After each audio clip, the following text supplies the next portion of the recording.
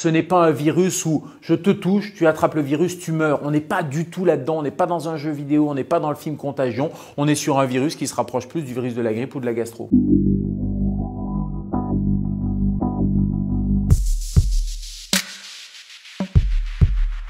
C'est un coronavirus. Corona, ça veut dire qu'il y a une couronne.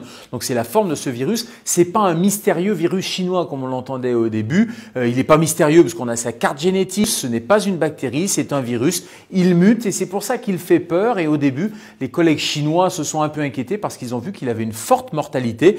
Mais plus le temps a passé, plus on s'est aperçu qu'il n'était finalement pas si méchant que ça.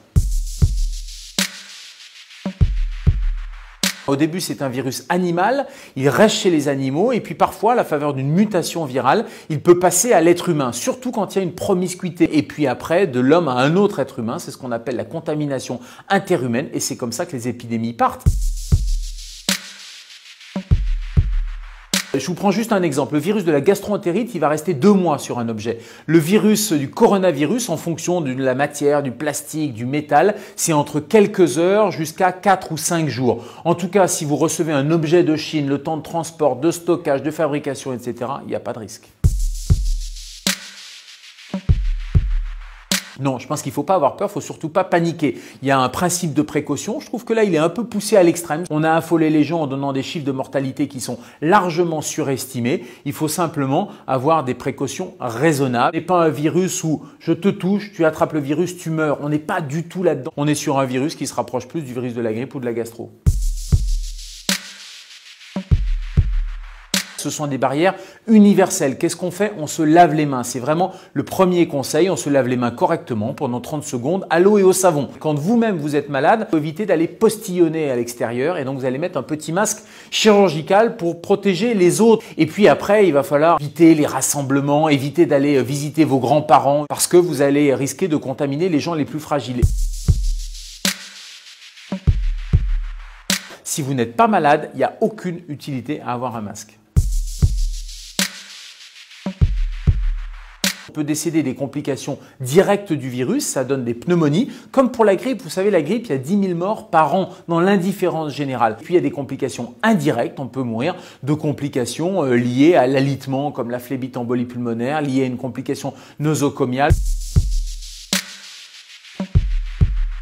Compare autant avec la grippe et en même temps, il y a plein de gens qui disent c'est pas la grippe. C'est vrai que c'est pas la grippe, c'est pas la même famille, sauf qu'on le compare parce que les symptômes sont les mêmes. Vous avez le nez qui coule, un petit peu de fièvre, des douleurs musculaires et puis la mortalité, elle est finalement assez proche de celle de la grippe. La mortalité de la grippe, c'est 0,1%. Le coronavirus, au début, c'était 10-15%. On est en train de revenir à des chiffres beaucoup plus raisonnables parce que les chiffres initiaux, c'était le début de l'épidémie, c'était en Chine avec des gens qui arrivaient à l'hôpital dans un état extrêmement grave. Mais maintenant, quand on fait des études en population générale, tous les gens qui sont contaminés et qui vont pas tous à l'hôpital, eh bien la mortalité elle est relativement faible, en tout cas largement inférieure à 1%.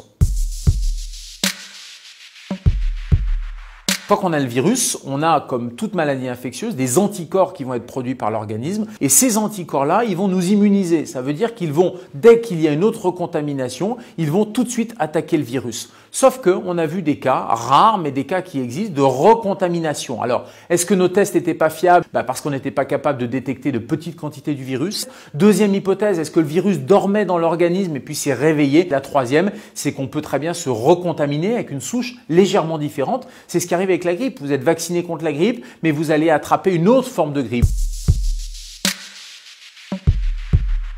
Il y a des chercheurs américains, des épidémiologistes, qui sont même en train de dire que c'est en train de devenir une maladie saisonnière. Le coronavirus, on estime que 70% de la population aurait une cicatrice sérologique, c'est-à-dire aurait eu un contact à un moment donné avec le coronavirus. Mais j'allais dire c'est la bonne nouvelle parce que ça va passer inaperçu chez l'immense majorité des gens qui vont être en contact, qui vont s'immuniser et seuls les plus fragiles risquent d'avoir des complications.